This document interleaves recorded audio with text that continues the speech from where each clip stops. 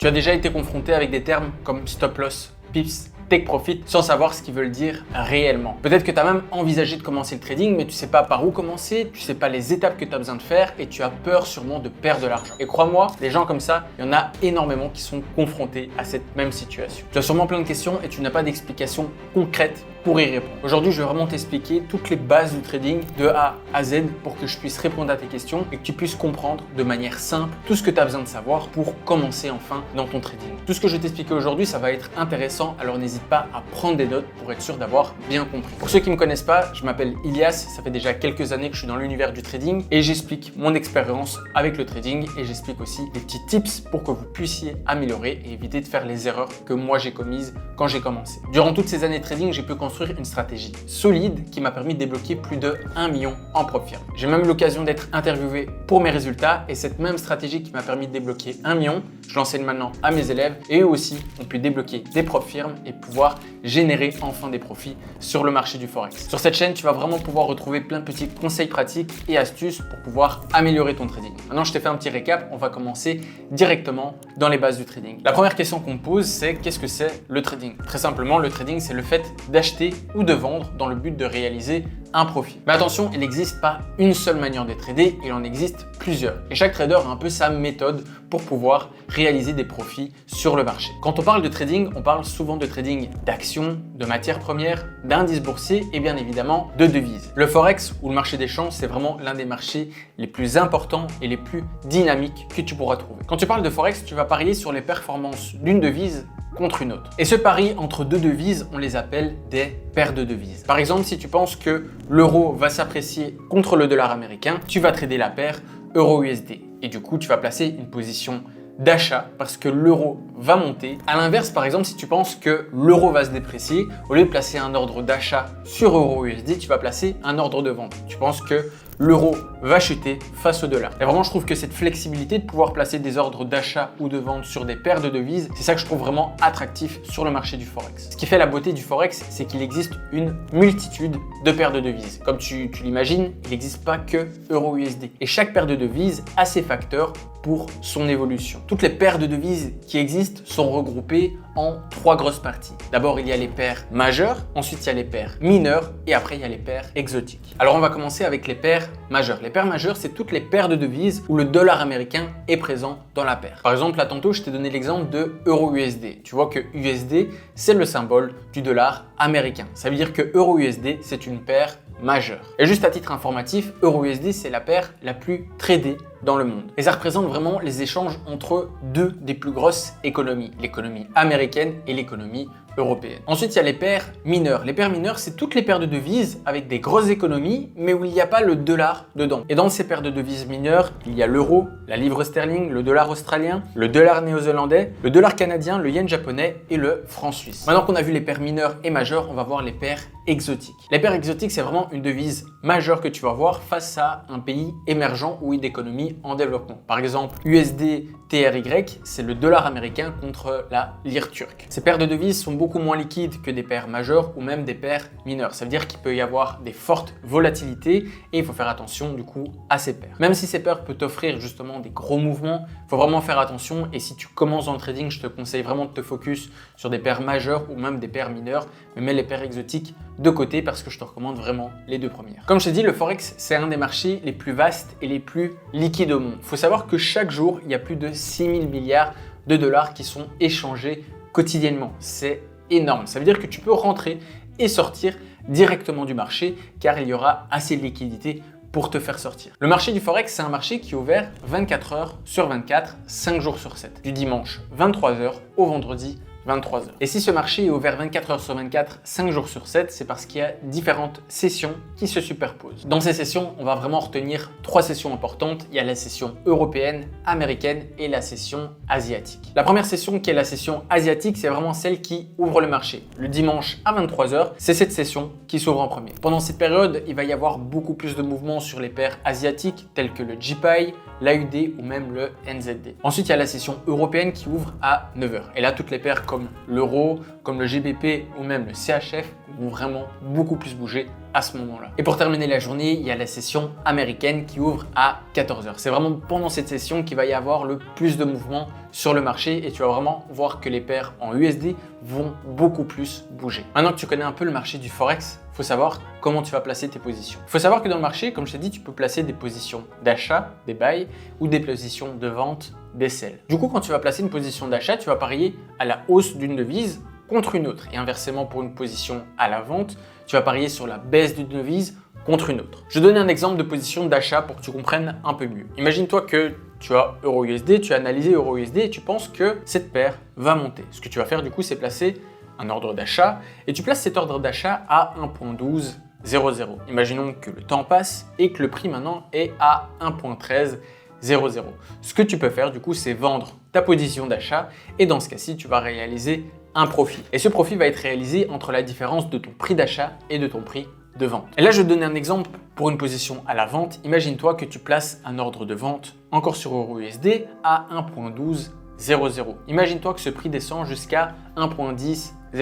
Là, tu vas pouvoir fermer ta position et tu vas réaliser aussi un profit entre ta différence de tes deux prix. Dans ce cas-ci, tu as une différence de 0.02 entre ces deux prix. Mais avant de placer des positions d'achat ou de vente, il faut d'abord que tu aies une stratégie. Et il existe différents types d'analyses que tu peux retrouver dans le trading. Généralement, on va parler d'analyse fondamentale et d'analyse technique. L'analyse fondamentale, c'est le fait d'analyser des datas, que ce soit par exemple les news économiques ou des événements politiques majeurs. Il existe vraiment plein de news économiques, que ce soit le taux d'intérêt, le taux d'emploi, le taux d'inflation, c'est vraiment toutes ces news que tu vas analyser pour prendre une position sur une paire de devises. Et il faut savoir que chaque news économique peut avoir un impact majeur sur une devise. Par exemple, le taux de chômage a explosé aux États-Unis, ça va vraiment être une mauvaise nouvelle pour toutes les paires de devises où il y a le dollar dedans. Personnellement, moi je ne fais pas de l'analyse fondamentale, je fais vraiment de l'analyse technique, je vais t'expliquer ça par la suite, mais je fais vraiment attention à savoir quand il y a des news économiques parce que le marché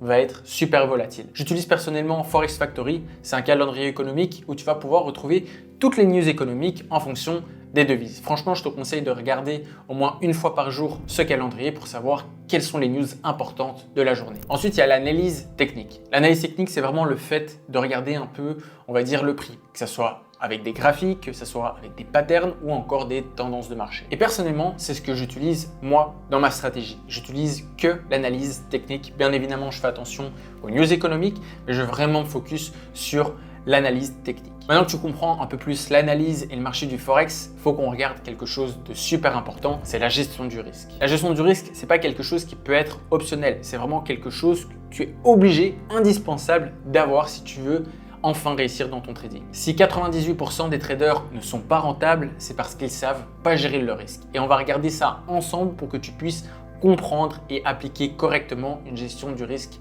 stricte. Il faut savoir qu'il y a des outils à notre disposition pour avoir une gestion du risque correcte. Il y a le stop loss et il y a le take profit. Le stop loss, c'est un ordre automatique que tu vas pouvoir placer pour limiter tes pertes. Cet ordre automatique va te sortir automatiquement d'un trade quand tu vas être en négatif. Ça veut dire que si tu as prévu de risquer 1000 $ sur une position, il va te sortir quand tu seras à moins 1000 $, pas plus. Et grâce à ça, tu vas pouvoir avoir une bonne gestion de ton risque. Moi, je te conseille vraiment de placer à chaque trade un stop loss au minimum. Quand tu vas placer des stop loss, tu vas pouvoir vraiment gérer ton risque correctement et savoir combien tu vas perdre à l'avance. Et à l'inverse du stop loss qui te permet de couper tes pertes, tu as le take profit qui te permet de sécuriser tes gains sur le marché. Le take profit, c'est vraiment un ordre automatique qui va te permettre de sécuriser tes profits dès que le marché va toucher ton take profit. Ça veut dire que grâce au take profit, tu vas pouvoir savoir à l'avance combien tu peux gagner sur cette position. Encore une fois, dans l'ensemble, tu vas savoir avec ton stop loss combien tu vas perdre et avec ton take profit combien tu vas pouvoir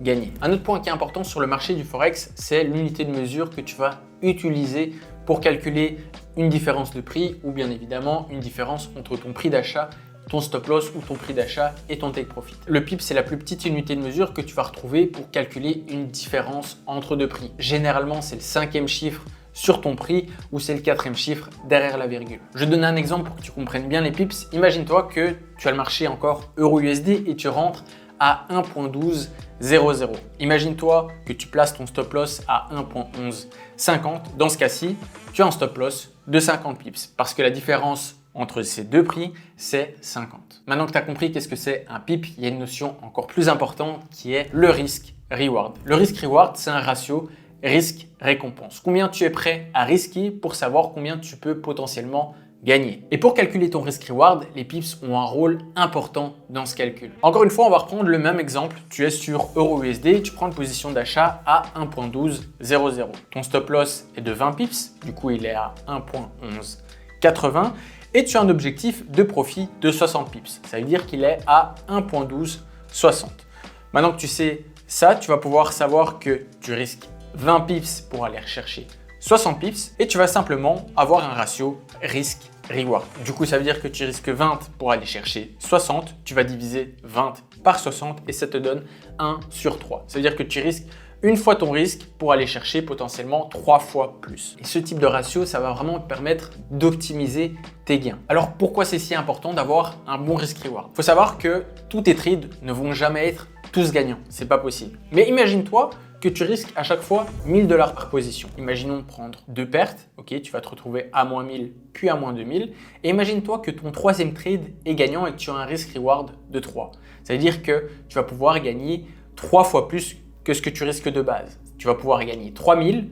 Si tu es à moins 2000, tu vas quand même sortir en positif sur ton compte. Ça veut dire que avoir un bon risk-reward, ça te permet de couvrir assez tes pertes. Moi, je te conseille vraiment d'avoir un risk-reward minimum de 1 sur 3 pour justement avoir assez de profit pour couvrir tes potentielles pertes. Maintenant, on va parler des lots. Alors, qu'est-ce que c'est un lot? Quand tu vas rentrer sur une position d'achat ou de vente, tu vas pas dire « oui, je risque 1000 €. Il y a une unité de mesure qui s'appelle les lots. Pour que tu puisses mieux comprendre, imagine-toi que les paires de devises, c'est des fruits. Okay, et c'est un peu comme le marché. Au lieu d'acheter un fruit ou fruit par fruit, tu vas pouvoir acheter ça sous forme de lots. Et c'est grâce à ces lots que tu vas pouvoir placer des positions d'achat ou de vente sur le marché. Et tu imagines bien que ces lots, tu vas devoir les calculer. Parce que si tu prends 100 de lots ou 1 de lot, ça ne va pas du tout être pareil. Alors tu penses sûrement qu'il y a beaucoup de calculs, mais t'inquiète pas, à la fin de cette vidéo, je vais te donner un site qui va te permettre de calculer directement tes lots facilement. Maintenant que tu comprends vraiment qu'il y a plein d'outils qui sont faits pour justement sécuriser correctement,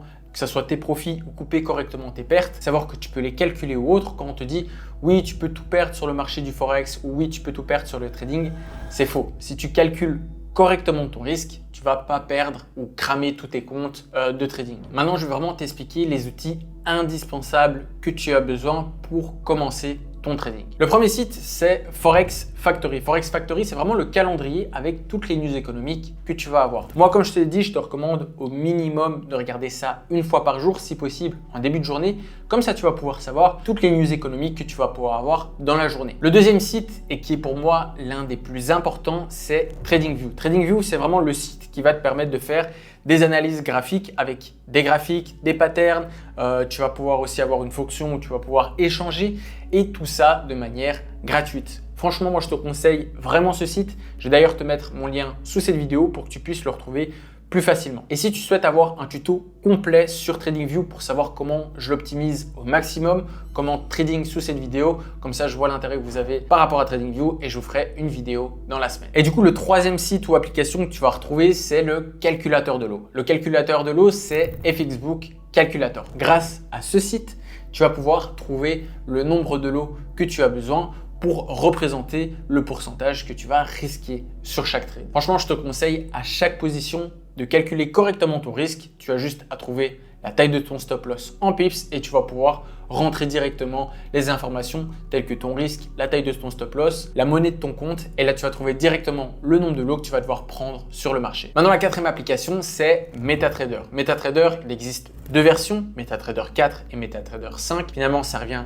à la même et il existe une version mobile et une version PC. Personnellement, je te recommande vraiment d'utiliser la version mobile, mais tu peux aussi utiliser la version PC. MetaTrader, c'est vraiment la technologie qui va pouvoir relier ton compte de trading au marché. Ça veut dire que c'est grâce à cette application, tu vas pouvoir placer tes positions d'achat et de vente directement grâce à ton courtier. Et le cinquième point, du coup, c'est avoir un bon courtier. Comme je l'ai mentionné plus tôt, tu vas devoir connecter un compte de trading que ton courtier te donne à MetaTrader. Et trouver un bon courtier, c'est quelque chose qui est indispensable dans ton trading. Quand tu vas avoir un bon courtier, ça va vraiment t'aider à réussir dans le trading parce que si tu choisis un mauvais courtier, tes performances vont vraiment diminuer. Que ce soit par rapport aux frais, capacité de retrait ou autre, on va vraiment regarder maintenant les points les plus importants pour choisir un courtier correctement. Tout d'abord, il faut savoir qu'il y a deux types de courtiers, les courtiers A-Book et les courtiers B-Book. Le courtier A-Book va vraiment servir d'intermédiaire entre toi et le marché. C'est-à-dire que quand tu vas placer des positions d'achat, ce qu'il va faire le courtier A-Book, il va directement les transférer sur le marché. Et à l'inverse, il y a le courtier B-Book. Le courtier B-Book, il va prendre un peu la contrepartie